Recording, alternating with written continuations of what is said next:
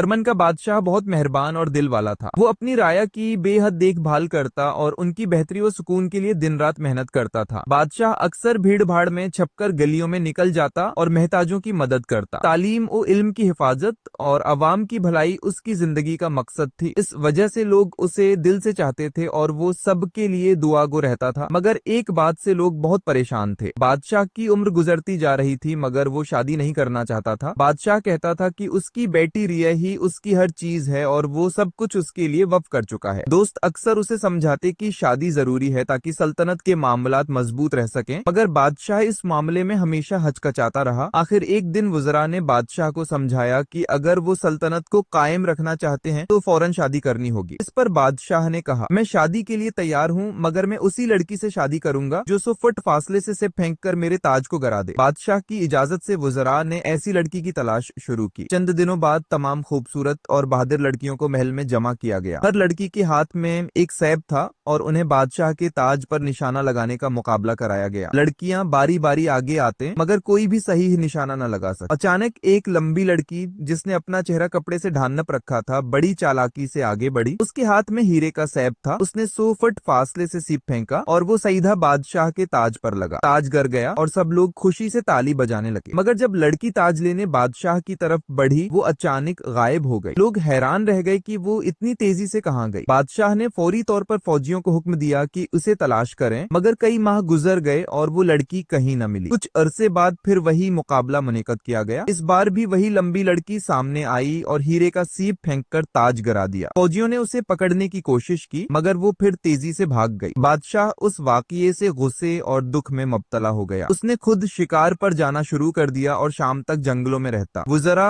और दोस्त उसे खुश करने की कोशिश करते रहे मगर सब नाकाम रहे। एक दिन वो शिकार के बाद जंगल में रास्ता भूल गया। रात के अंधेरे में उसे एक मध्यम रोशनी दिखाई दी जो एक बूढ़ी औरत के घर से आ रही थी। इस औरत की 2 बेटियां थीं, दोनों बहुत खूबसूरत। बादशाह ने दरवाजा खटखटाया और अंदर आने की इजाजत ली। औरत ने उसे साफ सुथरा बिस्तर दिया और अनार का रस पेश किया। रात में बादशाह ने सुना कि वो औरत अपनी बेटियों को डांट रही है। वो कह रही थी कि उसकी सौतीली बेटी बहुत सुस्त और काहल है, दिन भर खेलती रहती है और खाना भी ठीक से नहीं खाती, मगर रात को वो उल्लू के साथ खेलती है और उसके पास 3 हीरे वाले सेब आते हैं। ये सुनकर बादशाह चौंक उठा और बोला, बड़ी अम्मा, अपनी सौतीली बेटी को यहाँ बुलाओ। दरवाजा खुला और एक लंबी लड़की पुराने कपड़ों में अंदर आई। इसकी खूबसूरती देखकर बादशाह हैरान रह गया। उसने कहा, तुम वही लड़की हो जिसने 3 बार मेरा ताज सैब से गिराया? क्या तुम मेरे साथ चलना चाहोगी? ओके, मैं तुम्हें अपनी मुल्का बनाना चाहता हूँ। लड़की ने सिर झुकाकर कहा, मैं ही वो हूँ जिसने ताज गिराया। बूढ़ी औरत ने अपनी असल बेटियों का रिश्ता पेश किया मगर बादशाह ने कहा, मैं उसी को अपनी मलका बनाऊंगा। बादशाह उसे अपने साथ महल ले आया और चंद दिन बाद उससे शादी कर ली। वो दोनों खुशी खुशी अपनी जिंदगी गुजारने लगे। सब कामयाबी के लिए जरूरी नहीं कि ज़ाहिरी खूबसूरती ही सब कुछ हो। असल खूबसूरती दिल, अमल और काबिलियत में होती है। अरमन का बादशाह बहुत मेहरबान और दिल वाला था। वो अपनी राया की